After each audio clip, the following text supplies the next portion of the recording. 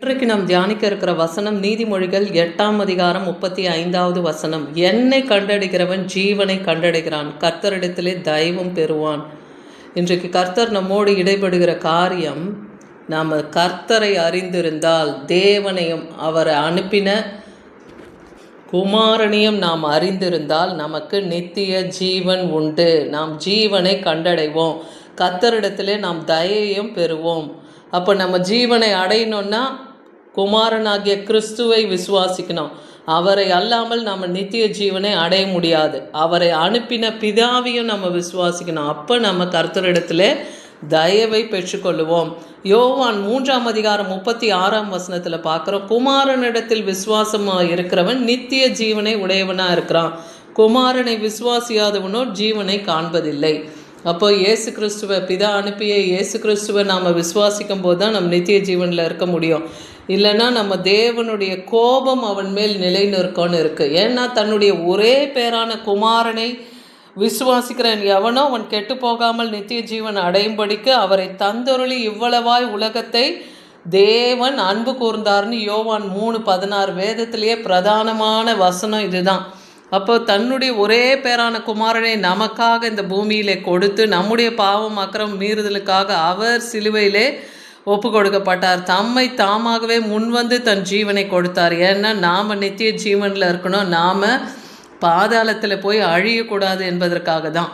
அதனால் குமாரனை விசுவாசிக்கணும். அப்போ தான் தேவனிடத்தில் நாம் தயை பெற்றுக்கொள்ள முடியும். இன்றைக்கி தேவனுடைய இரக்கத்தையும் தயவையும் பெற்றுக்கொள்ளாததுனால தான் குடும்பங்கள் பல சீரழிந்து கொண்டு இருக்கு இல்லையா? துக்கத்தில் இருக்குது, சமாதானம் இல்லாமல் இருக்குது, கண்ணீரில் இருக்குது. அப்போ தேவனுடைய தயவை பெற்றுக்கொள்ளணும்னா குமாரனை விசுவாசிங்க. அதுதான், அப்போ தான் நீங்கள் கர்த்தருடைய கண்களில் அந்த தயவையும் இரக்கத்தையும் பெற முடியும். 1 யோவான் 5ஆம் அதிகாரம் 11-12 வசனத்தில் சொல்கிறார், தேவன் நமக்கு நித்திய ஜீவனை தந்தருள் இருக்கிறார், அந்த ஜீவன் அவருடைய குமாரனிலே இருக்கிறது என்பதே அந்த சாட்சி. அப்போ அந்த நித்திய ஜீவன் எங்கே இருக்குது? கிறிஸ்துவுக்குள்ளே இருக்குது. அந்த அவரை நாம் விசுவாசிக்கும் போது தான் அதுக்கு நமக்கு கிடைக்கும். குமாரனை உடையவன் ஜீவனை உடையவன், தேவனுடைய குமாரன் இல்லாதவன் ஜீவன் இல்லாதவன்னே சொல்லப்படுது. அப்போது இயேசு கிறிஸ்துவை விசுவாசிங்க, அவரை உங்கள் இருதயத்தில் ஏற்றுக்கொள்ளுங்க. அவரை நம்பும்போது உங்களுடைய காரியங்களில் கர்த்தர் இறங்கி கிரியை செய்வார். ஏன்னா நல்லவன் தான் கர்த்தரிடத்தில் தயை பெறுவான், துர்சிந்தை உள்ள மனுஷன் ஆக்கணைக்கு உட்படுவான் என்றே நீதிமொழிகள் 12:2 பார்க்குறோம். நல்லவன்னு தேவனே சர்டிஃபிகேட் கொடுக்குறாரு. அப்படின்னா என்ன அர்த்தம்? அவன் மன உத்தமத்தோடு நீதியோடு கரத்தின் சுத்தத்துக்கு தக்கதாக இருதயத்தின் சுத்தத்துக்கு தக்கதாக தேவனுடைய சித்தத்தை அறிந்து செயல்படுகிறவனா இருக்கிறவன் தேவனுடைய கண்களில் தயை பெற்றுக்கொள்ளுவான். ஆனால் துர்ச்சிந்தை உள்ளவர்களையோ தேவன் ஆக்கணைக்குள்ளாக நடத்துவார்.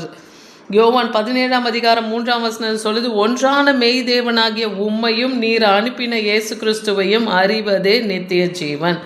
ஒன்றான மெய் தேவன், பிதா, குமாரன், பரிசுத்த ஆவியானவர், திரியேக வல்லமை, இவர்கள் ஒன்றான மெய் தேவன் அவர்தான். அவரையும் அவரை அனுப்பின கிறிஸ்துவையும் அறிந்து கொள்வது தான் நித்திய ஜீவன். அதே போல் அது மாத்திரமல்ல, என் கர்த்தராகிய கிறிஸ்து இயேசுவை அறிகிற அறிவு தான் நமக்கு மேன்மைன்னு பிலிப்பியர் 3:8 பார்க்குறோம். தேவனை அறிகிற அறிவு நமக்கு வேணும். அது தேவனிடத்துலேருந்து தான் நமக்கு பெற்றுக்கொள்ள முடியும்.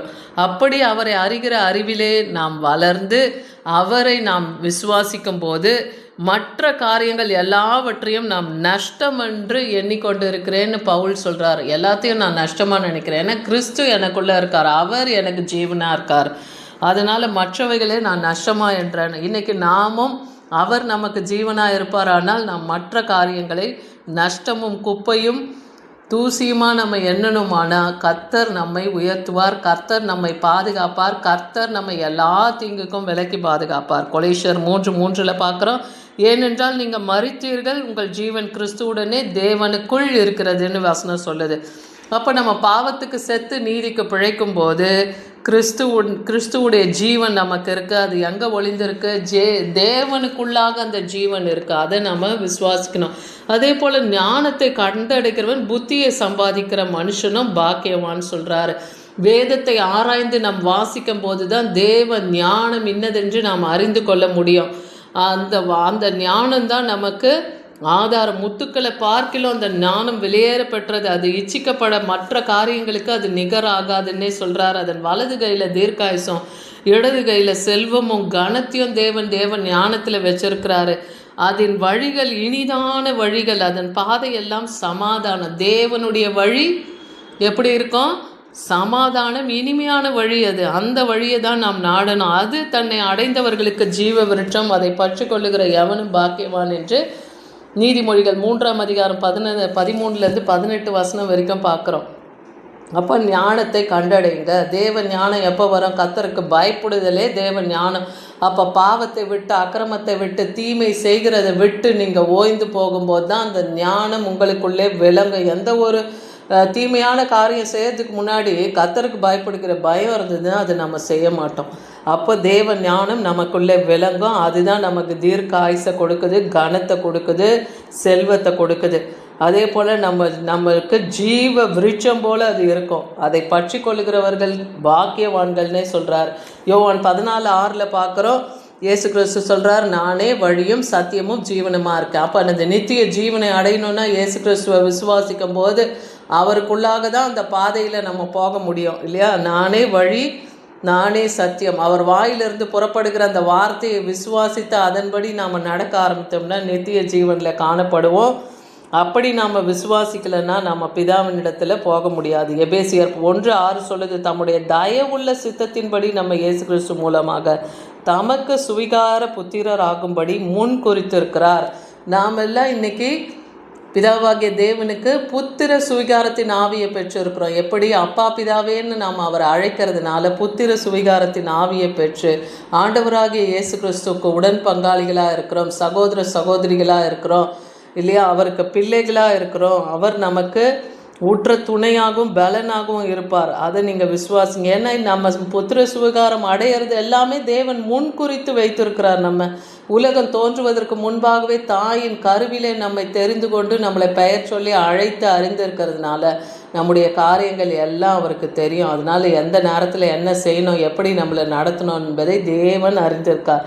நீதிமொழிகள் 1:33 சொல்லுது, எனக்கு செவி கொடுக்கிறவன் எவனோ அவன் விக்கனமின்றி வாசம் பண்ணி ஆபத்துக்கு பயம் இல்லாமல் அமைதியாக இருப்பான். அப்போ கர்த்தருக்கு செவி கொடுக்கணும். கர்த்தர் என்ன சொல்கிறாரோ அதன்படி நாம் நடக்கணும். அவர் சமூகத்தில் காத்திருக்கணும், தேவனை துதித்து பாடணும், புது பாடல்களை பாடணும் இல்லையா? கர்த்தருக்கு பிரியமாக அவர் சித்தத்தை செய்கிறவர்களை ஊழியத்துக்கான காரியங்களில் தேவனுக்கு செலுத்த வேண்டிய கனத்தையும் காணிக்கைகளையும் நம்ம செலுத்தி எல்லாத்துலேயும் நீதியும் உண்மையுமா இருந்தோம்னாலே போதும். அப்போ எந்த விக்கினத்துக்கும் ஆபத்துக்கும் நம்ம பயப்படவே தேவையில்லை.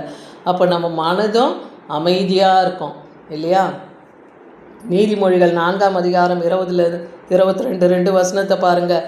என் மகனே, என் வார்த்தையை கவனி, என் வசனங்களை உன் செவியிலே செவிசாயின்னு சொல்கிறார். கர்த்தருடைய வார்த்தை என்ன சொல்லுது, அவர் வசனம் நமக்கு என்ன கற்றுக் கொடுக்கிறதோ அதுக்கு நம்ம செவிசாய்த்து நடந்தோமானால் அவைகளை கண்டுபிடிக்கிறவர்களுக்கு அவைகள் ஜீவன், அவர்கள் உடலுக்கு அது ஆரோக்கியம்ன்றார். இன்றைக்கி வியாதி, பலவீனம், சோர்வு, மனக்கவலை, கண்ணீர், எத்தனையோ பாடு, பிரச்சனை, பிசாசுகளினுடைய கிரியைகள்னாலும் மனுஷிக வல்லமைனாலும் அநேக போராட்டம், குடும்பத்தில் அமைதி இல்லாத நிலைமை. ஆனால் இன்றைக்கி சொல்கிறார், அவர் வசனத்துக்கு செவி கொடுங்க, அவர் வார்த்தையை ஏற்று நடந்து கொள்ளுங்க. அப்போ அதுதான் உங்களுக்கு ஜீவன், அதுதான் உங்கள் உடலுக்கு ஆரோக்கியம் இல்லையா? அவருடைய வசனம் தான் நமக்கு ஔஷதம், மருந்து. அவர் வசனத்தின்படி நடந்தோம்னாலே வியாதி பலவீனங்கள் நம்மை விட்டு நீங்கும்.